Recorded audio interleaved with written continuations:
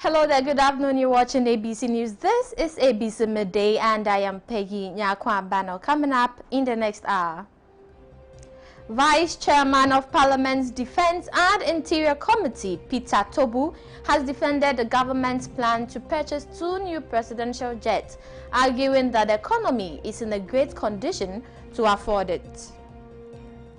An Accra Circuit Court has granted bail to blogger Samuel Amadoto of DKLASSGH.net in the sum of 50,000 Ghana cedis with 2 sureties following charges that he allegedly published false information.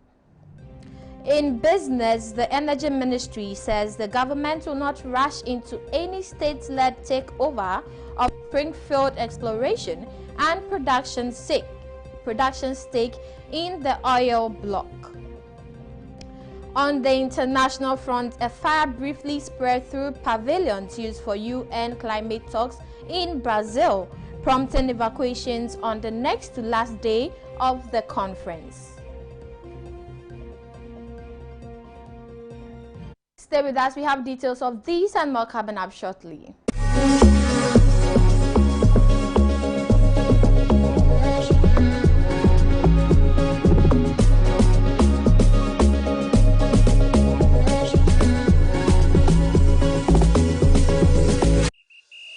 Playing for your country, any easy. Scoring, any easy. Winning, any easy. You know what be easy now? Kibo 4-in-1 Gary mix. Aye easy. It gets everything inside. Gary, creamer, sugar, roasted groundnuts. Just add water. Sharp my soakings make ready. Taste and energy. Made easy. I'm a match winner, but the real champion is Kibo 4-in-1 Gary mix. Champion taste. Also available strawberry, coconut, and chocomore. This advert is FDA approved.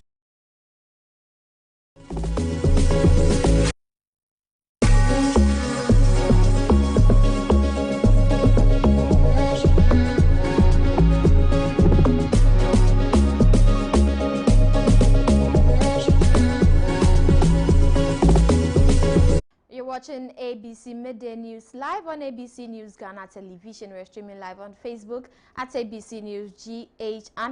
Now to our stories.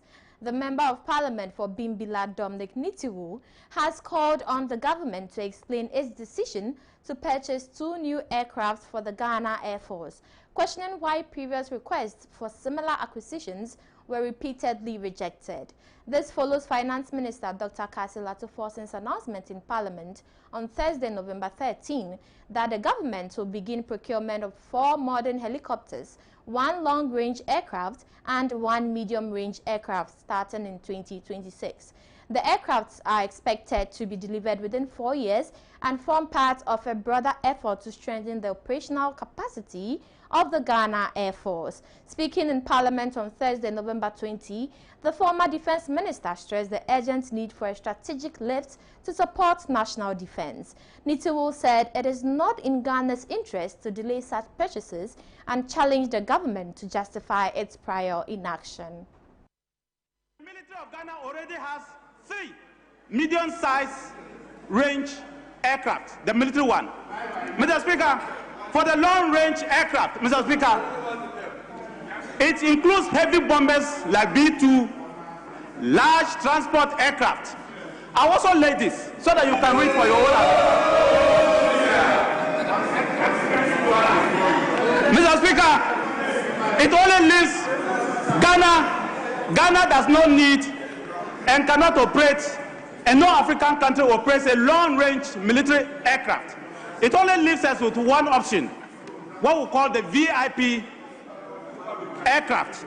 Mr. Speaker, this is how the VIP aircraft looks like.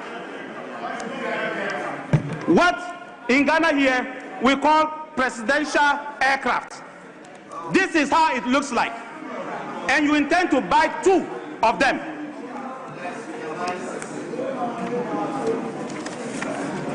Mr. Speaker, this is how they look like.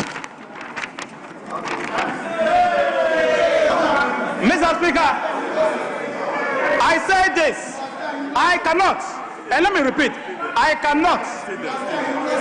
can never be against the purchase and retool of the military. Never. After 8 years, I will never be against it. In fact, I was here to fight for the military to get aircraft. I will never and can never be against it. But you on the opposite side, you need to explain to the people of Ghana why for 5 years you fought against it. 9 months later, you are running to buy not one, but two. What is the... Mr. Speaker. Meanwhile, Vice Chairman of Parliament's Defense and Interior Committee, Peter Tobu, has intimated that the current economic conditions can sustain the purchase of the presidential jets for the president's travel. Responding to questions about the sudden change in the government's position on the purchase of presidential jets on ABC in the morning, the Wild West MP stated that the stable exchange rate regime coupled with the single-digit inflation and other indicators means the country can now afford a presidential jet. What has changed? One, time has changed.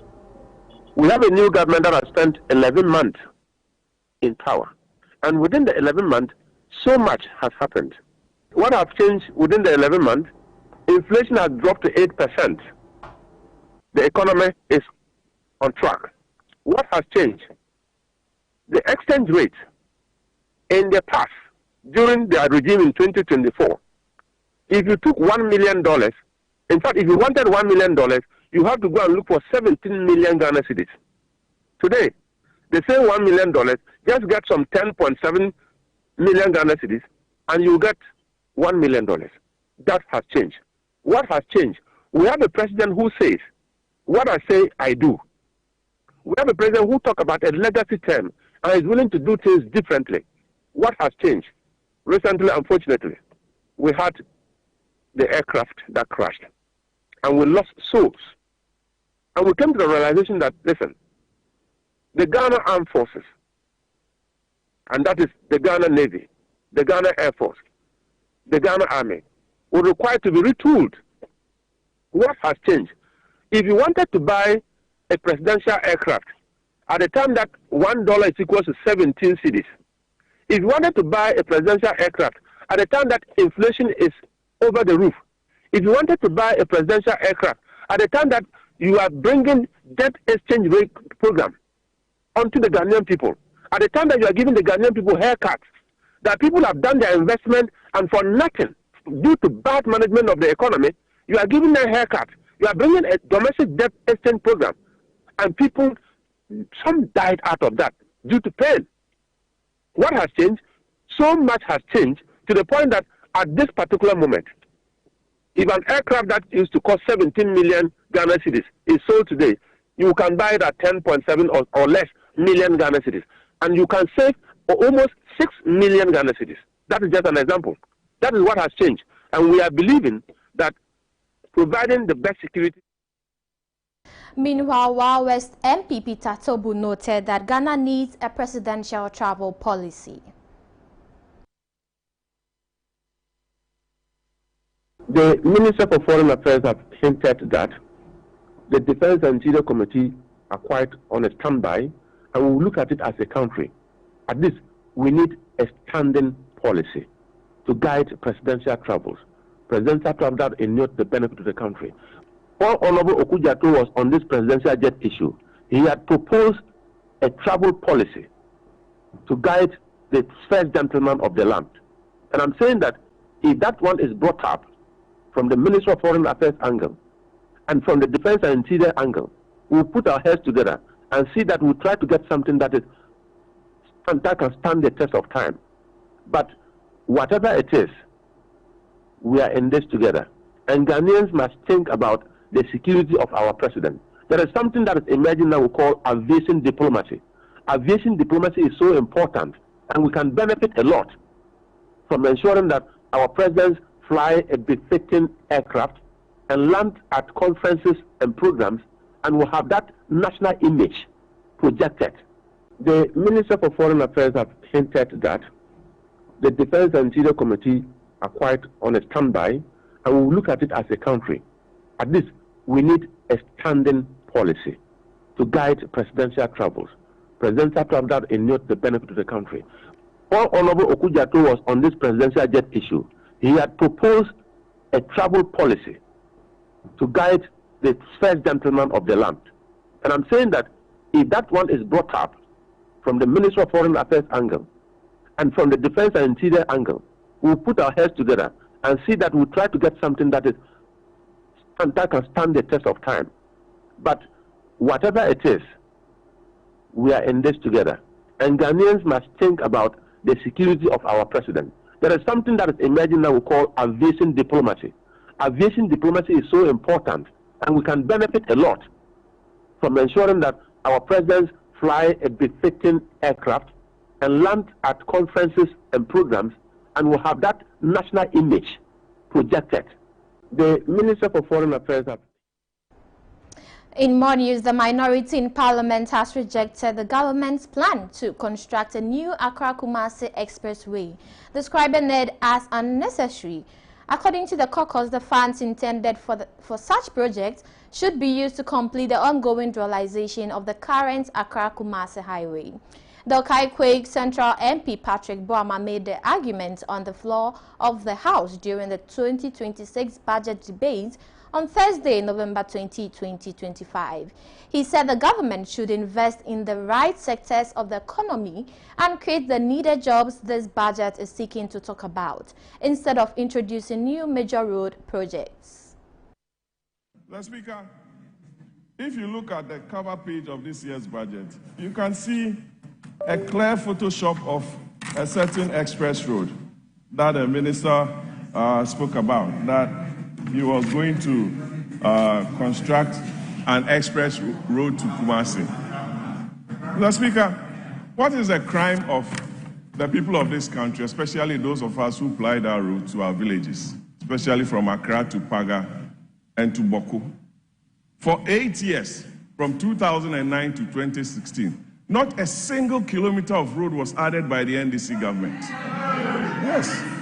Yes. You come into government again, and instead of you prioritizing with the completion of the dualization of the Accra-Kumasi road, you are telling us that you are going to construct an express road.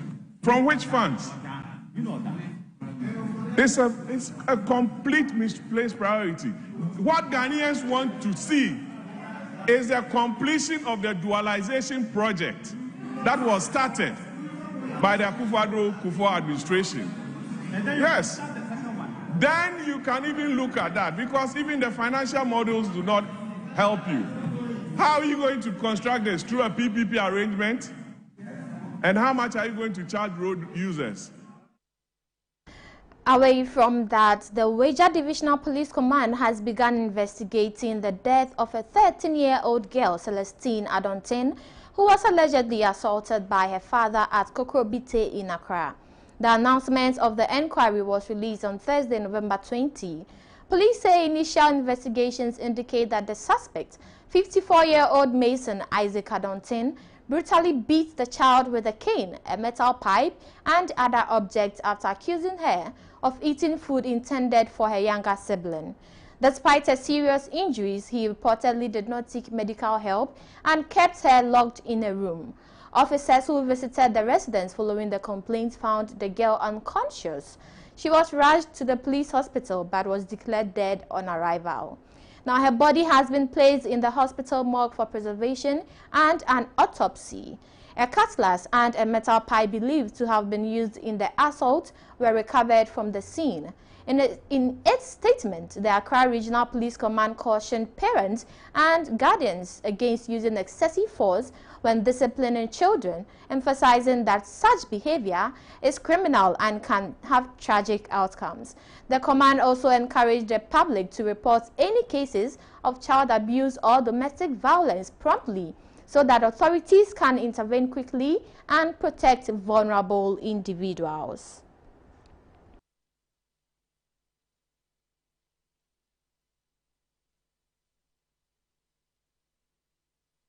In more news, an Accra Circuit Court has granted bail to blogger Samuel Amadoto of DKLastGH.net in the sum of 50,000 Ghana cedis with 2 sureties following charges that he allegedly published false information aimed at tarnishing the reputation of the former board chairman of the National Communications Authority, Okatache Boache Dankwa Ababio II. Presiding Judge, Her Ladyship Evelyn Asamoah, charged Amadoto with 2 counts: publication of false news with intent to cause fear and panic, contrary to Section 208, Clause 1 of the Criminal Offences Act, Act 29, and publication of false news under Section 123 of the Electronic Transactions Act, Act 772. The accused pleaded not guilty to both charges. Now, according to the police, Amadoto was arrested at his home after allegedly posting stories and videos online that purportedly damaged the reputation of Ababio. After hearing submissions from the prosecution and the defense, the court granted bail, though no specific justification for the decision was provided in the ruling. Speaking after the hearing, Amadoto's lawyer, Jerry Avenogbo, welcomed the court's decision. The trial is expected to continue following Amadoto's release on bail.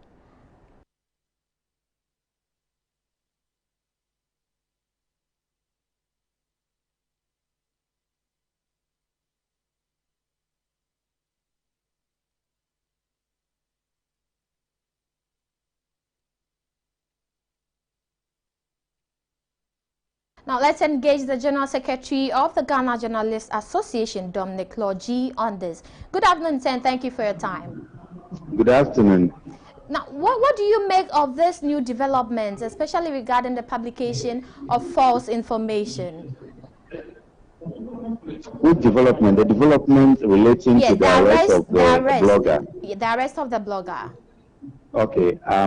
You know, the Ghana Journalists Association has always been unhappy when journalists or media practitioners are taken through processes that we consider unhealthy.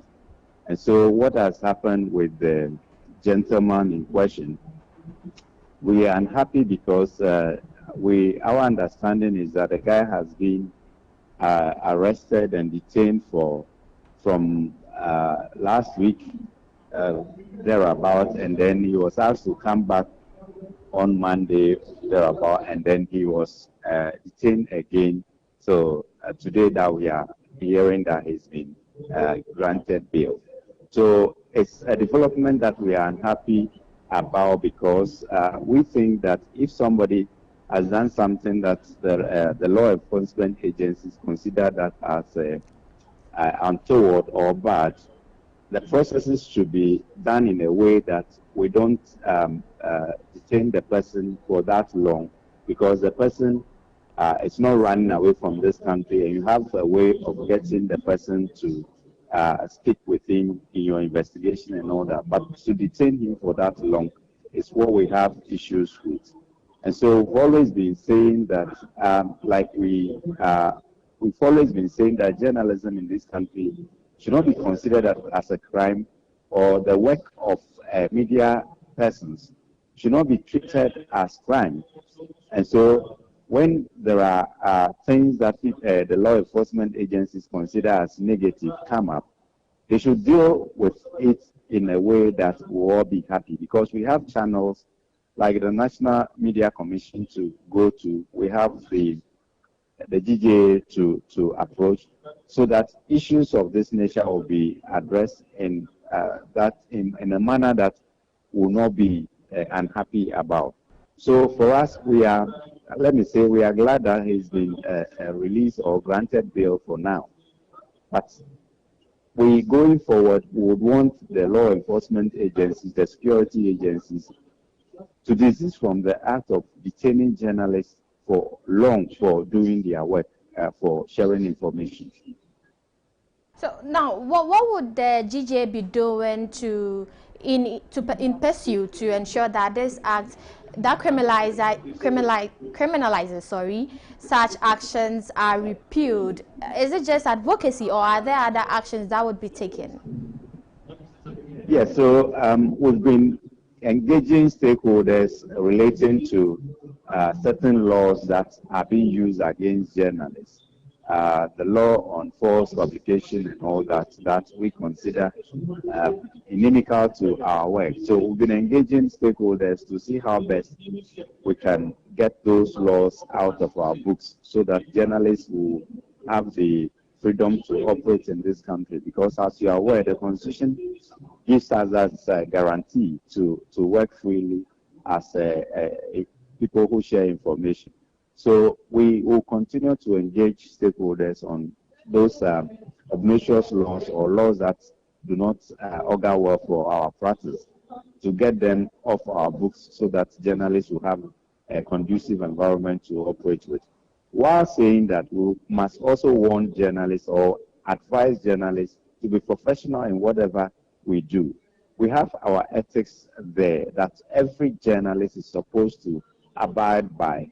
And so if you are working in Ghana as a journalist and you think that the ethics of the profession, you will not work with it. If issues of this nature happen, you will not find the Ghana Journalists Association coming to your aid, because you must also be professional in whatever you do. You understand? So I would entreat all journalists to ensure that while they have the passion to do the work, there are ethics, there are rules that we must always ensure that we obey the rules and follow the rules to the letter. All right. Now, to the bail conditions, the blogger in question has been asked to satisfy a bail of 50,000 Ghana cedis with 2 sureties. What do you make of that? Is it not too exorbitant, as they say? These are issues in the bosoms of the law enforcement agencies and the courts. So I would have to defer comment on this particular one for now, because we are still, when this issue happened, we've been engaging. And so there's a lot that we'll have to talk about later. But for now, I will say that for a bail condition, it's something that is determined by the law enforcement agencies and the court, looking based on the gravity or the level of the case that they are handling. But for now, like I said, I would want to defer comment on this to say whether it's high or low. All right. Thank you for your time this afternoon, sir. Hello, sir. Thank you for your time this afternoon. You're welcome. You're welcome. Right. That was the General Secretary of the Ghana Journalists Association, Dominic Lodge. Now we'll go for a quick commercial break and we'll be back with more news.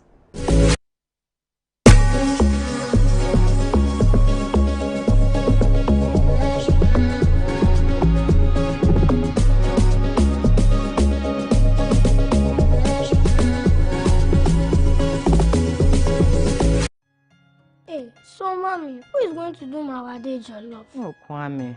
You know our secret, right? Yeah. Yeah. Yes, me. I've got it. Now, add your Chino jollof mix. The perfect blend of tomatoes, pepper, and fine herbs and spices to ensure a consistent taste every time.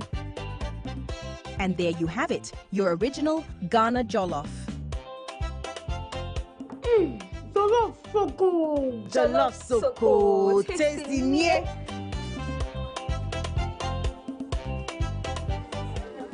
What is going on here?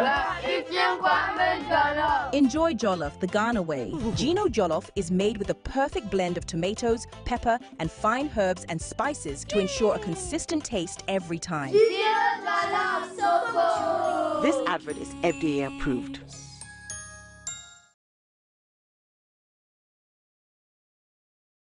Imagine a sport without rules, a game without passion, an arena without chance. What drives the champions? What fuels the rivalry? What separates the winners from the rest in the world of sports? On the show, we shall start by interrogating your athletes' health matters with expert insight from our renowned medical professionals, providing you with actionable advice and cutting-edge knowledge to prevent injuries and optimize performance. Then we'll connect you to the talking points where we'll bring you the big names, the famous faces, and leading voices on our radar in the world of sports for a lively conversation and diverse perspective. Eugene Soti, your chief data guy on the talking point. On the African Tracker, I'll break down the performance of your favorite African players abroad, scrutinizing every detail and exploring the nuances and rules governing the game. Meet us in your area for Area Take as we plug into sports perspective and hear your thoughts on every play of the game. On Ghana Focus, we shall spotlight our domestic leagues and heroes of other sporting disciplines. I'm James Makion, your go-to expert for everything local. I'll review the fixtures from the locker room to the pitch and from the management to the fans. I've got you covered. Oh la la! Don't miss out on the double excitement. It's a fun pack, pulsating and complete wrap of everything in sports, from boxing to football, tennis, NBA and more. Sports World on ABC with Victor and the team as every Wednesday from 7 to 8 p.m. Sports World on ABC. Sports beyond borders.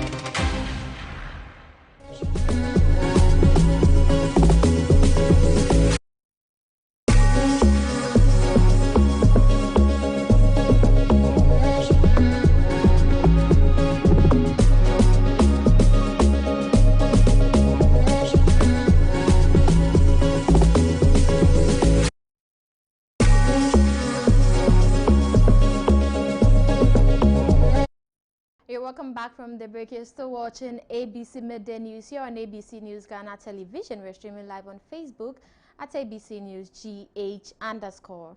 Now, in more news, a week after the deadly stampede that claimed 6 lives at the Elwak Sports Stadium during a Ghana Armed Forces recruitment exercise, the process resumed yesterday under tighter security and stricter crowd controls.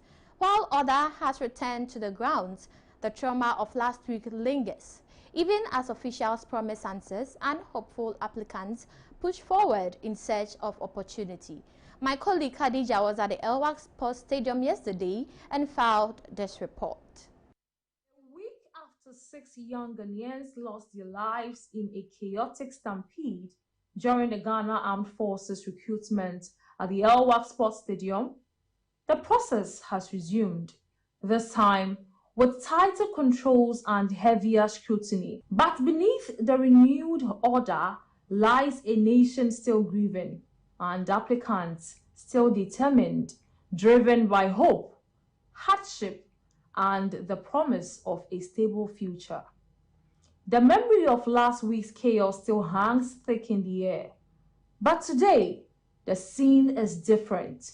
Structured queues, wider holding areas, and dozens of military police officers directing. Speaking to Colonel Evelyn Asamoah, Director in charge of protocol at the Department of Public Relations of the Ghana Armed Forces, she elaborated on safety measures that has been put in place to prevent the chaos that happened the previous week. Okay, so I can't say they are new safety protocol. These have been measures that we follow.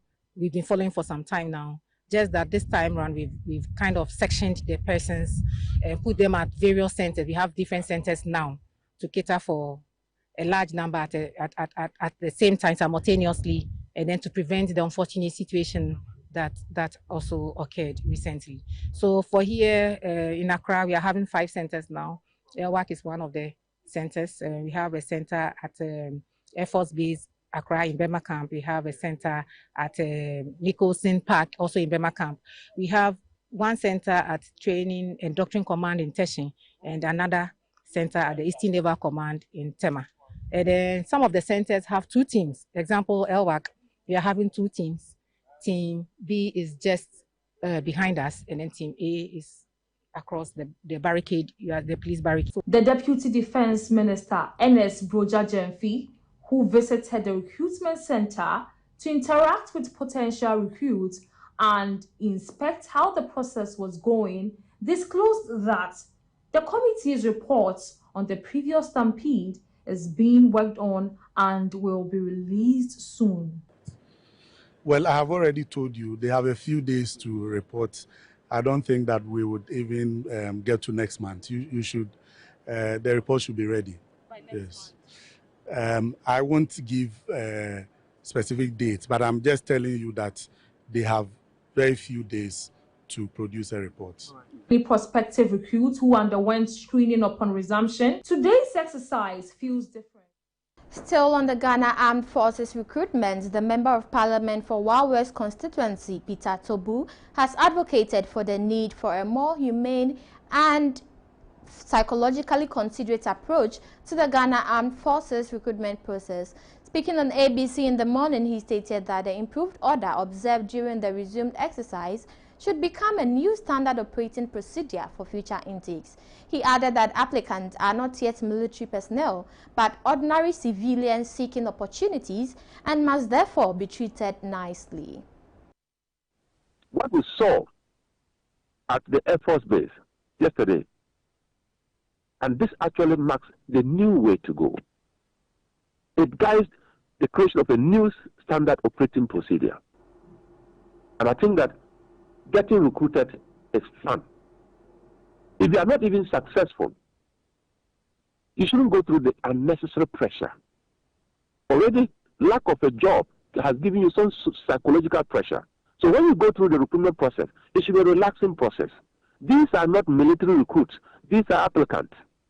And when they get into the system and you are not taking them through your curriculum, you can treat them the way you have to treat them to become good soldiers. But until then, they are just ordinary civilians who must be treated nicely. What we saw. Now, Nigeria is facing yet another wave of distressing school kidnappings after armed men attacked St. Mary's Catholic School in Papiri, Nigeria State, early Friday, abducting several students and staff. Authorities have not confirmed the exact number taken, but local broadcaster Arise TV reports that 52 school children were kidnapped. Niger State Government Secretary Abubakar Usman said the attack occurred despite intelligence warning of heightened threats.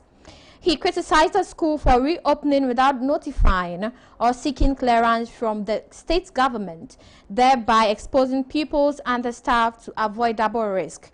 Police confirmed that the abductions happened before dawn and that military and security units have been deployed to track the attackers. The incident comes just days after 25 schoolgirls were abducted from a high school in neighboring Kebbi State, where at least one staff member was killed. While no group has yet claimed responsibility, Nigeria has long battled kidnapping networks ranging from Boko Haram, responsible for the infamous Chibok schoolgirl abduction in 2014.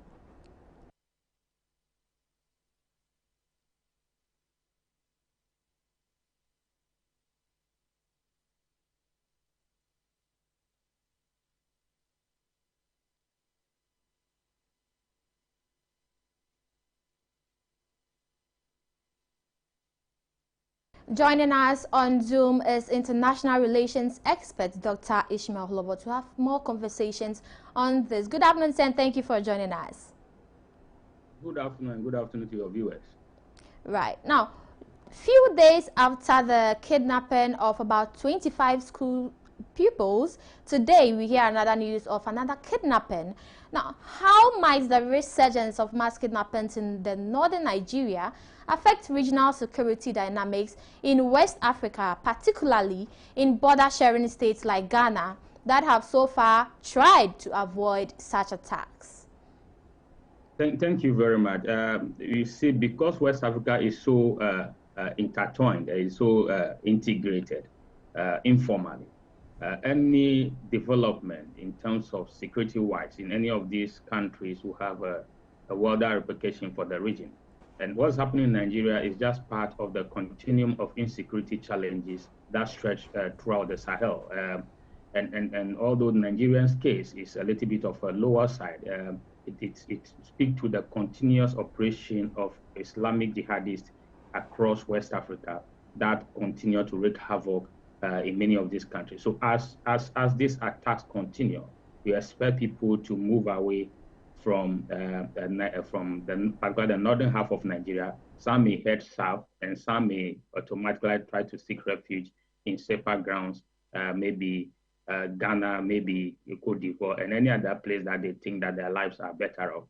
So, and of course, it also speaks to the fact that if we do not unite as a sub-region to deal with this in all the parts that they are happening, sooner than later, it may spread to the places that we think are safe. because this is a whole regional complex. And so if we sit down and believe there's a Nigerian problem, sooner than later, it may hit us hard. So I think that's a West African region. We should be more coordinated in trying to respond to some of these challenges. Of course, Nigeria's problem is rooted in a very complex social, cultural, religious, and economic dynamics. And so in as much as we try to deal with it regionally, Nigeria must take more responsibility in trying to provide internal security for its own population. Now, you called for unity, or you called on West African governments especially to unite to help address this issue. Now, President Donald Trump has also cautioned the Nigerian government to take up measures to try and curb these terrorism attacks. How well do you believe that African governments can help protect their people and also help Nigeria address this issue? I think that it's not only about Nigeria. It's, as I said, it's a regional complex that we are dealing with. Just as you have mentioned Nigeria, we could as well mention Burkina Faso, we could mention Mali, we can talk about Niger, and all these are the countries that are currently under terrorist siege. And you know that even in neighboring Togo, there were instances of terrorist attacks. So as I said, the regional body ECOWAS have to be more proactive in coordinating both military responses. We need to beef up intelligence gathering, and we must include communities in intelligence gathering. For example, if you look at the latest attack that we are discussing, you observe that the school opened without necessarily consulting the authorities in terms of security, because that region has an issue. That's why, for instance, the schools were closed down. So when the school decided to act outside the intelligence, the intelligence that the security services have gathered, you open up yourself for this attack.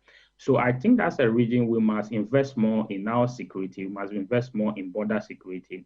We must invest more in intelligence gathering to be able to facilitate dealing with some of these attacks that we are seeing around the region. So I believe that as West Africa, we must set aside a fund in terms of tooling our security agencies, in terms of tooling border protection agencies. We must begin to build borders that both allow people to cross and dictate some of these things. And if you look at how these terrorists have operated, they normally use very porous border regions where the state seems to be absent. So that also tells West African nations that they need to take livelihood options around those regions more seriously. They recruit young people who have been frustrated after years of unemployment and so forth and so on. And those regions where the state presence is minimal, they become the alternative governance structures that operate in those regions.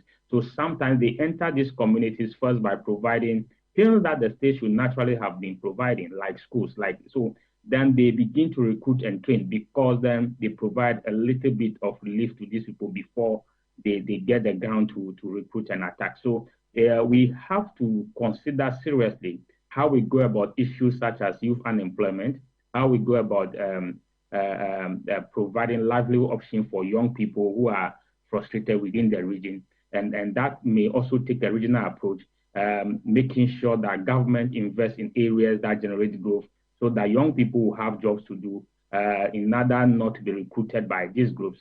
And we must also, as I indicated earlier, we must invest more into coordinated border management strategies, so that we are working collectively to monitor cross-border activities that these networks are exploiting. So there's a lot we could do as a sub-region. There's a lot we could do. Of course, when Donald Trump said that if Nigeria doesn't take action, it's also putting pressure on Nigeria, and for that matter, the sub-region. So if we have a coordinated plan, if we decided to tackle this as a region, we may as well solicit the help of those powers like the US, like the Russians, in terms of intelligence, in terms of equipment. And many of our militaries, many of our border management agencies are operating with very obsolete equipment. And so we need to retool them. We need to modernize them. We need to even give them men. Sometimes if you look at the human resource of some of these security agencies that are supposed to contain this upset. It's nothing to write home about. So the West African countries must realize that they have a lot to do working collectively to provide security within the region. They have a lot to gain working collectively to improve livelihood and the economy of the region. We must begin to contain corruption in the public service, because that also fuels a sense of living among riches while you are poor, and that make it easy for these groups to recruit. So there's a lot we can do together, improving governance within the region, forestalling the president and elected officials coming to power through very fraudulent elections, so that the legitimacy of our leaders is not questioned. That give rise to groups to employ some of these tactics to destabilize the region. So there's a lot we can do together as a region. Of course, a lot is already happening, but we must begin to upscale what we are doing in order to forestall some of these occurrences. All right, Dr. Hlobo, you mentioned a lot is already happening, but we need to upscale them. Now, do you think that it's time for Nigeria to rather go to Trump or the United States for collaboration to help address this issue of terrorism in the country, rather than they come in with force? Thank you very much. I think that already, just by saying that Nigeria is a country of concern, has put pressure on the Nigerian administration to act. Do Nigeria need the United States? I think that Nigeria as a country has the wherewithal to be able to contain this. If they can unite as a country, if they can put aside the political division, the religious division, the ethnic division, and realize that these happenings are giving them a common bad name and damaging their ability to rise as an economic giant of Africa, I think that they could do this even without the help of external powers. But having said that, we live in the global village where we all need help one form or another. So it will be possible for the Nigerian administration, if they decide that there are areas that they need external help, they could have a plan. If they have that plan, they could elicit the support of the United States. Not only the United States, the Russians are there, the Chinese are there. Any of those powers that they think is in a position to help them, they should not. It's not a crime to call for support if you are a nation going through some of these difficulties. So, but the bottom line is that Nigeria itself has to have a plan as to how to contain this. And that plan must be multifaceted in the sense that it should not only focus purely on issues of military security. It should focus on other aspects of security, such as economic security. How do young people, particularly in the northern half, get jobs? How do you provide a sense of nationality among those people? And of course, then, as I said, they can't call the United States for help, but then much of the work lies with the Nigerian government. And so what we are seeing in Nigeria is a typical case of African countries struggling to construct nations out of the many ethnicities that have been bequeathed to them by their colonial leaders. So there's the need to create a common Nigerian identity that supersedes the ethnic division and the religious divisions. Those are works that will take a lot of investment into education, a lot of investment into changing people's mindset, and those aspects cannot be dealt with militarily. So in as much as in the short term military interventions will work, they must have a multifaceted approach, as I said earlier, that deal with various aspects of this challenge. Because if you make it too much military, the danger is that there may be excesses in military operation that rather aggrieve people, and then they will decide to seek vengeance, and then it leads to a cycle of repeated violence. So yes, military intervention is currently needed to contain them. But beyond the military intervention, which we may rely on the United States for help, because of course they are still the unchallenged when it comes to military might. Currently you have the Chinese who have come up strongly, you have the Russians, all these have intelligence gathering capabilities, weapons that you may need to fight this insurgency. But beyond that, then you need to deal with the root causes. The root causes lie in religious, ethnic, and economic challenges that are bequeathed particularly the northern half of Nigeria, for years. So there is the need to develop the northern half of Nigeria. There is need for investment into public infrastructure, schools that can provide education, that give people a sense of being Nigerian, and so forth and so on. So without dealing with that, even if you call for a cooperation with major powers, it may stabilize the situation for the time being, but thereafter you may have resurgence, recurring situations. So the approach should not only be military, it should be grounded in such a way that all aspects of this problem are tackled once and for all. All right. Thank you for your time this afternoon, sir. Thank you for having me. Right. That was international relations expert Dr. Ishmael Lovo. Up next is business news.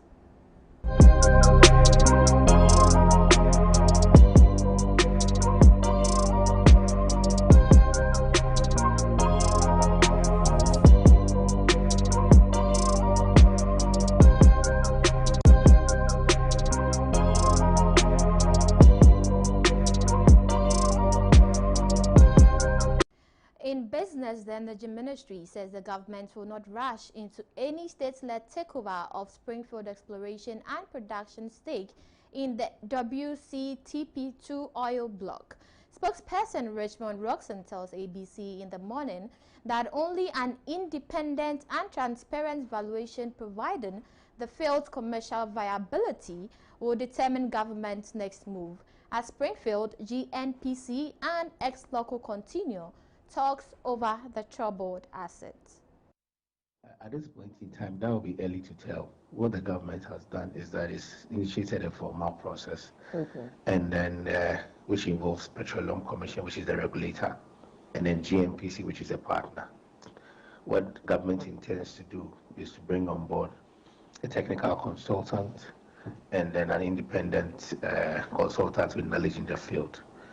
They will look at the entire block, to do the entire assessment, and at the end of the day, its report will guide government and the parties on the way forward. And so if there are claims that at this point government wants to commercially acquire it, it's early to say that. What the report what the report of the consultant is what will guide government on the way forward. And so I will plead with all parties to exercise patience, let the process continue. Let's get the advisor, let's get the consultant. The process will be as transparent as it will be. And once it's transparent, everybody sees how government is going about it. Input from civil society, academia will be welcomed. And then we can take it from there. But at this point in time, it's a multitude of suspicions when the process has not even commenced. So I will ask that we exercise patience. We all follow the process keenly.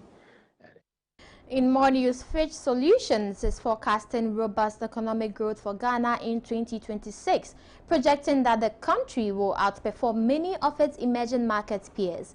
The UK-based research firm attributes this outlook to Ghana's solid macroeconomic performance in 2025 and expects the momentum to extend into next year. Speaking at the 2026 PricewaterhouseCoopers post-budget forum held on Wednesday, November 19, 2025 in Accra, Assistant Director at Fitch Solutions, Mike Kruniger, described Ghana's growth trajectory as particularly impressive. We see the 2026 budget as broadly supportive of growth, and this aligns with our forecast that Ghana's GDP growth will rise from an already strong 5.8% in 2025 to 5.9%. 2026. Continued strong economic performance will be driven by private consumption and an ongoing recovery in fixed investments, which is rebounding from the sharp contraction recorded in 2023.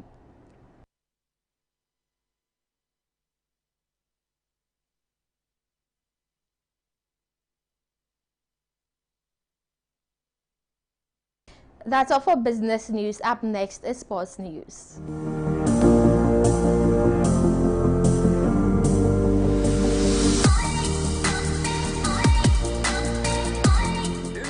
Introducing Betway's Bet Influencer, a groundbreaking feature where you can make money by just sharing codes. He just needs to share his codes and make money. The more his codes are used, the more money he makes. Oh yes! So, what are you waiting for? Anyone can be a bet influencer. Share your codes and make money. Bet Influencer, another world first from Betway. This advert has been approved by the Gaming Commission of Ghana. Betway, get way more. Playing for your country, easy. Scoring, easy. Winning, easy. You know what be easy now? Kivo 4-in-1 Gary mix. Easy. It gets everything inside. Gary, creamer, sugar, roasted granules. Just add water. Sharp my soakings make ready. Taste and energy. Make easy. I'm a match winner, but the real champion is Kivo 4-in-1 Gary mix. Champion taste. Also available strawberry, coconut, and chocomore. This advert is FDA approved.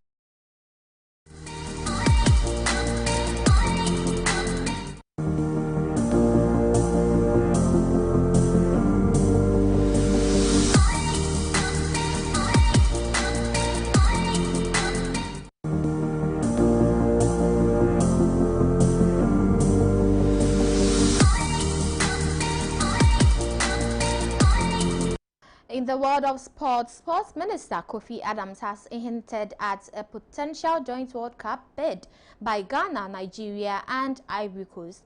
He says the trend of multi-nation hosting such as USA, Canada, Mexico in 2026 and Morocco, Spain, Portugal in 2030 shows that shared bids are now the global standard.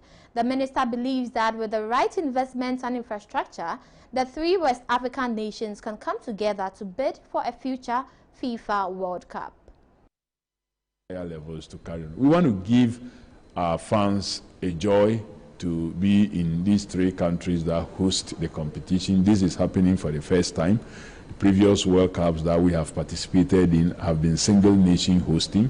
This is the first time three nations are going to be hosting, and it looks like FIFA is adapting that role now, because the 2030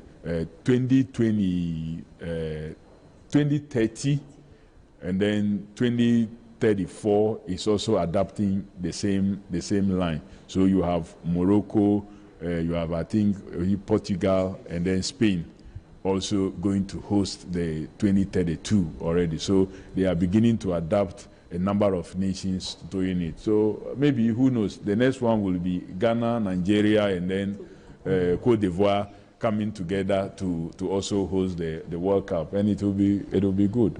With the level of infrastructure His Excellency John Dramani Mahama wants us to do, I believe that we together with Nigeria and Cote d'Ivoire, who have already invested quite a lot because they hosted AFCON not too long ago, we can also. From local stories, manager for Manchester City, Pep Guardiola, has revealed that winning the Premier League title will be a difficult one. City plays against Newcastle this weekend and they will hope to top the table. The Spaniard believes teams like Arsenal, Chelsea and Liverpool can be a threat to their ambitions. The truth is, a team as strong as Arsenal it is in the last seasons, not just this season. I guess so impeccable in many things. So the feeling that I had in the past when we fought incredibly against Liverpool, had the feeling that we'll not drop much points, and if they can take a lot of distance, it will be difficult to catch up with what's similar like Liverpool last season. And after that, you play. I had that moment's experience, and now we have in our careers, and we take advantage for 9, 10, 12 points. You play that games more easier, nothing wrong happen if you drop points, no? And the other ones from behind have to put incredible pressure, and that's why with the distance is too big, it's more difficult. But at the same time, we are in November, and in November. In more sports news, Liverpool manager Arne Slot has given a reserved comment on his side retaining the Premiership title this season. Liverpool are struggling to win games this season and will play against Nottingham Forest this weekend. He says the focus of the team is to just win games. No, I think I've said many times already that at this moment of time, we're not even thinking or talking about it. Actually, we didn't do this last season as well when we were top of the league. It's just about the next game. And I've said many times last season, and I say this season again as well, the best way to judge a league table is after 38 games, but the next best thing, in my opinion, is after 19 games. And now, let's see where we are then. But at this moment of time, the only focus we have is winning games of football, which it was actually the same last season at this moment of time. I think we're always... That's all for sports news. Up next is international news.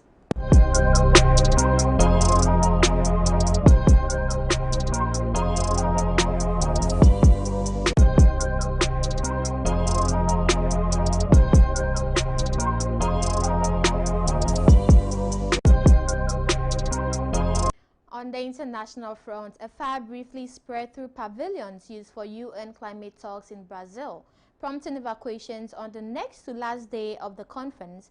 An official said 13 people were treated for smoke inhalation.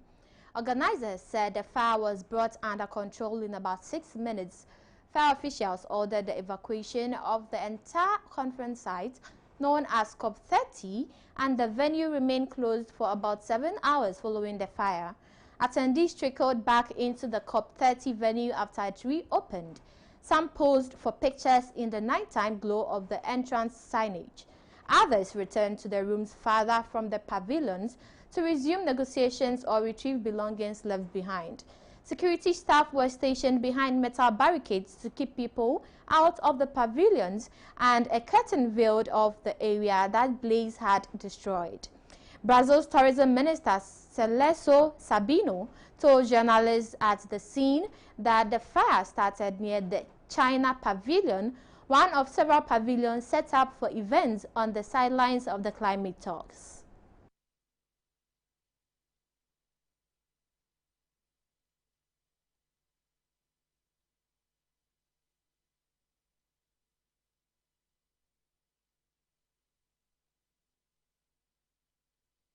That's all for international news. Up next is entertainment news.